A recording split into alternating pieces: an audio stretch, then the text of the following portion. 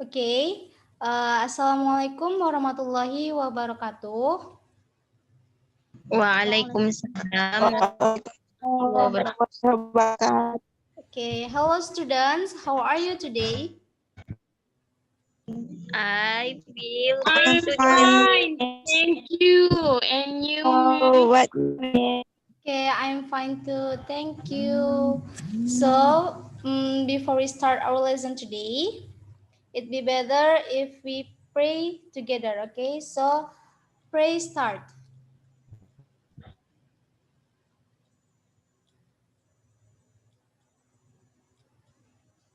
Amin. So, jadi malam ini ada berapa orang nih yang masuk ya? Oke, sembari kita menunggu teman-teman kalian, ada yang tahu nggak materi kita malam ini tentang apa? Recount text. Nggak tahu, Miss. Recount Nggak text. tahu. Oke, tadi siapa yang jawab itu? Tamia? Ya, Miss. Ya, benar. Materi kita hari ini tentang recount text. Nah, ada yang tahu nggak apa itu artinya recount text atau mungkin pernah dengar tentang recount text sebelumnya? Ada yang tahu? Oke, di sini Miss akan nge-share satu PowerPoint, slide PowerPoint, so you can see. Nah.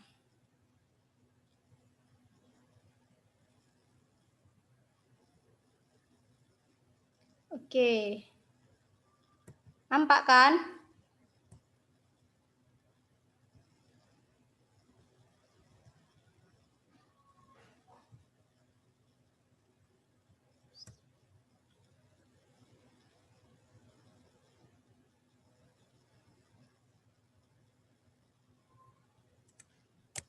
Nah, lanjut.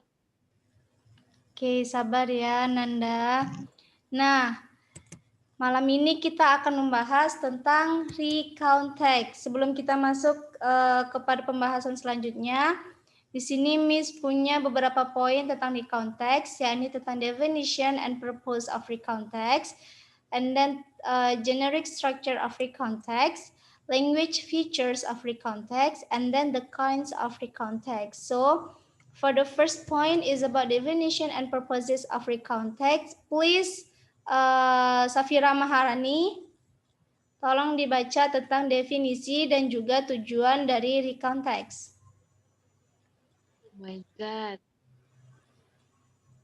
Definition and purpose of recount text. Recount text is a text that telling the reader about one story, action, or activity. Its purpose is to entertain or informing the reader, or a text which retells event or experience in the past. Oke, thank you Safira.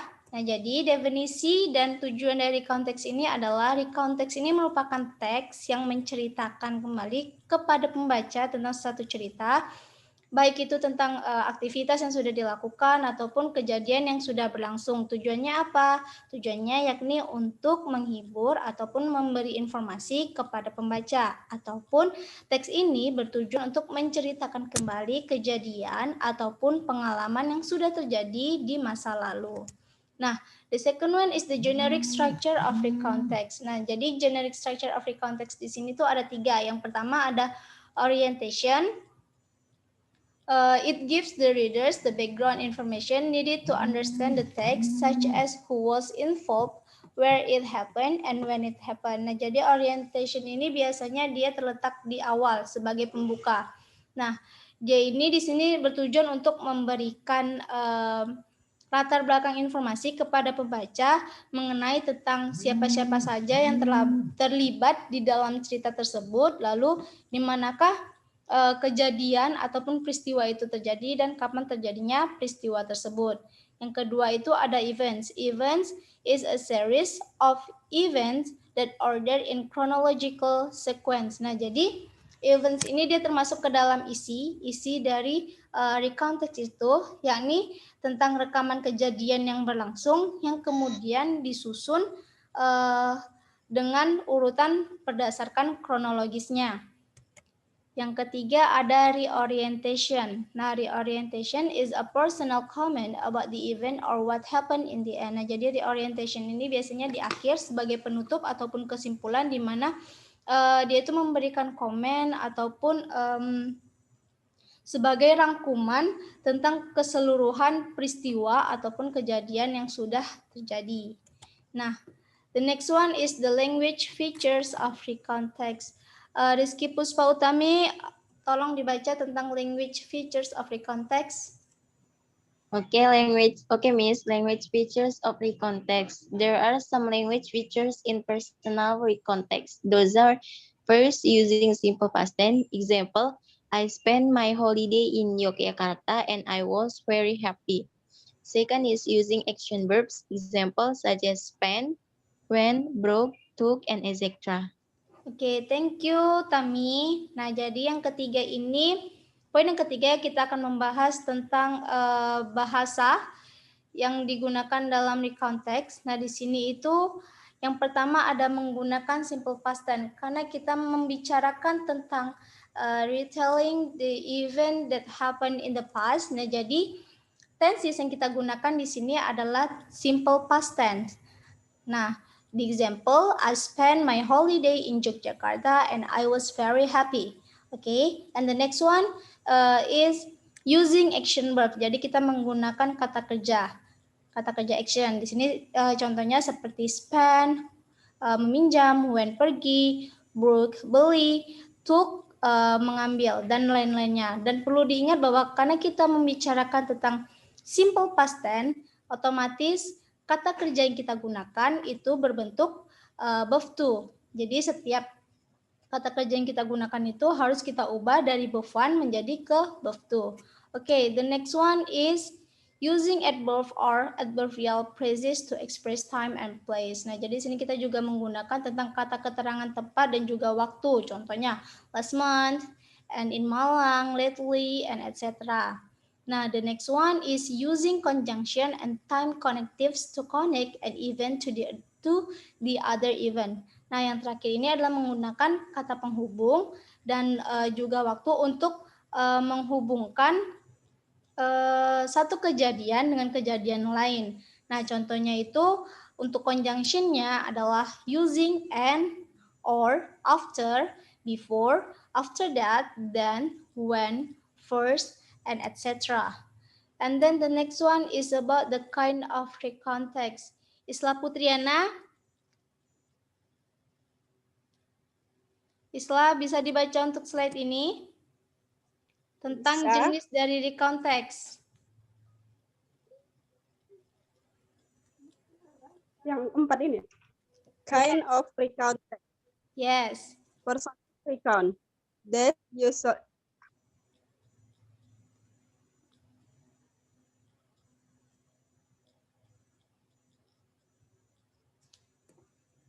Isla, can you hear my voice?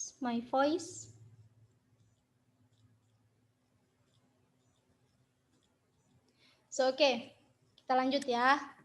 Nah, jadi kinds of recount text ini yang pertama itu ada personal recount. Nah, personal recount this usually retell an event that writer was personally involved in. Nah, jadi personal recount ini dia adalah teks yang berfungsi itu untuk menceritakan pengalaman ataupun kejadian yang dialami oleh si penulis langsung. Nah, ini biasanya bersifat pribadi. Yang kedua ada factual recount. That is a recording and incident. Example like science experiments, police report, and etc. Nah, jadi factual recount ini adalah teks yang berfungsi untuk menyajikan laporan yang benar-benar berlangsung ataupun berdasarkan fakta yang ada. Nah, police report ataupun laporan polisi itu kan biasanya dia salah satu teks yang memang benar-benar terjadi seperti itu kejadiannya. Nah, yang terakhir itu ada imaginative recount. Imaginative recount is the writing an imaginary role and giving details of events. The example, a day in the life of a pirate and how I invented. Nah, Jadi imaginative recount ini merupakan teks yang berfungsi untuk menyajikan suatu kejadian yang berdasarkan imajinatif lalu dibuatlah menjadi sebuah cerita yang memberikan kejadian secara detail. Oke. Nah, contohnya itu A Day in the Life of a Pirate, How I Invented. Nah, the next one is this is the example of recount text. Nah, jadi kalian di sini bisa lihat di sini ada contoh daripada recount text. Nah, last year, the end of the year, my wife and I decided to spend our holiday at Tanjung Setia Beach, which located around 234 kilometers from Bandar Lampung. Nah, ini untuk kalimat yang awal ini, bisa kita bilang sebagai orientation ataupun pembukaan karena di sini dia itu memberikan informasi tentang latar belakang tempat di mana kejadian itu berlangsung. Nah, when we arrived at the beach, we were surprised to see the beautiful view of the beach after having a quick dip in the ocean, which was really cold and windy. We realized that there were not many people there. And until after spending few times swimming in the beach, we bought some hot chips at the takeaway store nearby, and we rode our bikes down the beach for a while on the hard, damp part of the sand. The next day, we visited Labuan Jukung Beach. There, we were amazed to see the high wave owned by this beach because it was so high that nobody was brave enough to surf on in that time. So, jadi dari when we arrive until in the fourth paragraph, 1, 2, 3, 4, ya, in the third paragraph, in the fourth paragraph, ini adalah event ataupun isi karena dia menjelaskan tentang kronologi terjadinya peristiwa itu ataupun kronologi dari pengalaman yang dialaminya. Nah, the last sentence is the third day there. We decided to go home. When we finally made it back home, we were both totally exhausted because of the trip, but we were so happy to travel such an amazing beach Lampung province has. Nah, jadi untuk yang terakhir ini adalah reorientation ataupun penutup karena dia itu merangkum keseluruhan daripada kejadian yang sudah dialami ataupun peristiwa yang sudah dialami oleh si penulis. Oke, thank you. Nah, jadi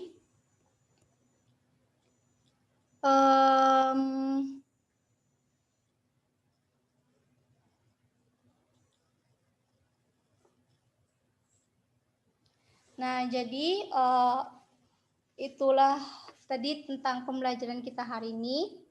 Apakah ada yang ingin bertanya sampai di sini? Ada yang ingin bertanya?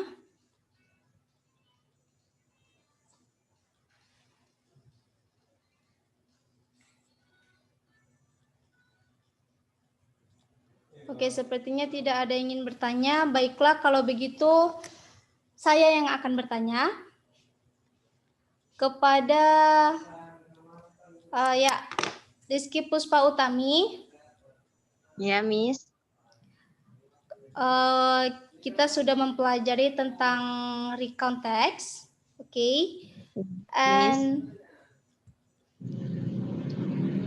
kita sudah mempelajari tentang recount text. Nah, jadi saya ingin bertanya, apakah definisi dari recount text dan apa tujuan dari recount text itu? Okay. Ya. The definition of recount text is text to telling the reader about one story, acting, experience, or activity.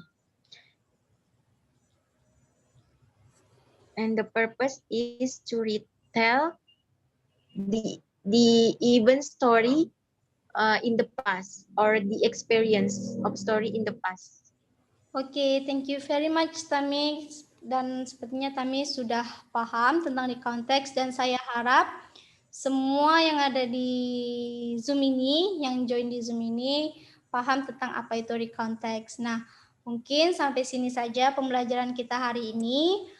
Mohon maaf apabila terjadi banyak kesalahan. Dan mari kita tutup pembelajaran kita hari ini dengan mengucapkan Alhamdulillah.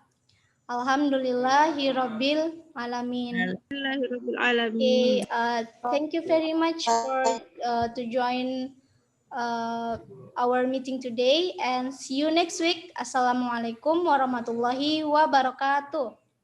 Waalaikumsalam warahmatullahi wabarakatuh. Waalaikumsalam. Thank you. See you.